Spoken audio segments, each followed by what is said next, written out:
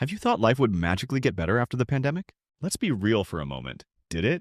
The world felt like it was running on a low battery. And if you're honest with yourself, so did you. You've played this broken record every new year. This will be my year. But here's the truth. It won't be unless you make it happen. Before you roll your eyes, this isn't another motivational BS video. I'm not here to sell you false hope or temporary inspiration. As a matter of fact, I'm not selling you anything. I have, like yourself, had enough of fake gurus. I'm here to offer you a different perspective. You have probably tried before. Maybe you've started that side hustle but gave up after a week because you've been busy. See, trying is not a thing. You expect life to be fair. Let me break it for you. Life is not fair. You're waiting and hoping things will change so they align with your vibes. And you're waiting and waiting. Jim Rohn said, if you want to see how the next 5 years will be for you, look at the last 5 years. Unless you change yourself, it's easy to say, I don't have time, when, in fact, you know that is not true. If you are watching TV or playing video games or whatever you're doing that gives you a dopamine rush, it means you have time.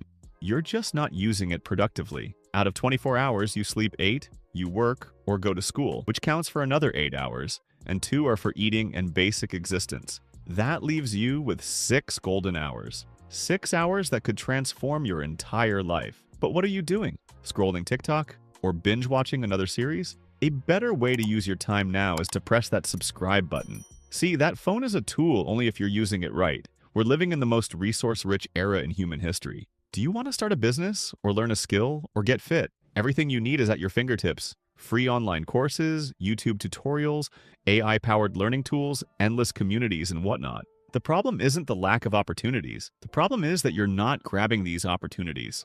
I want to save money. Sounds nice. But what's your actual plan? Are you doing something actively to achieve that, like tracking your expenses? Do you have a system in place, or do you just wait for a miracle? Goals that lack action are just wishes.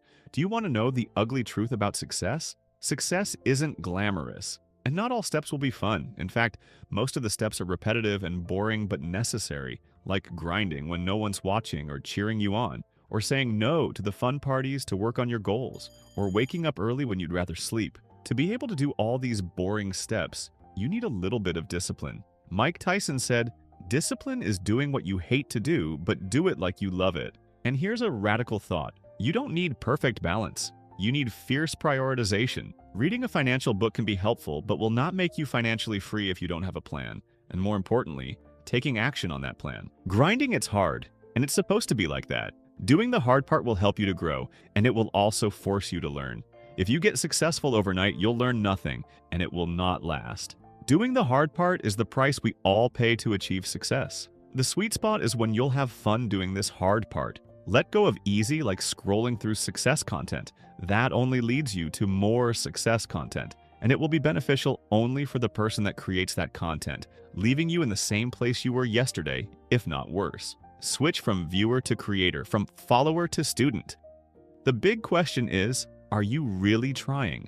Be brutally honest with yourself. Are you truly trying or just pretending?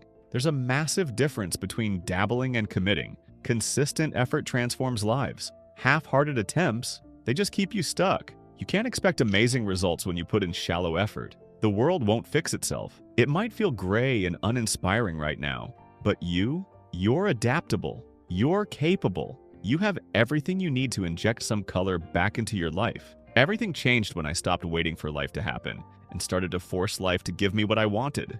My point is, if I could do that, why can't you?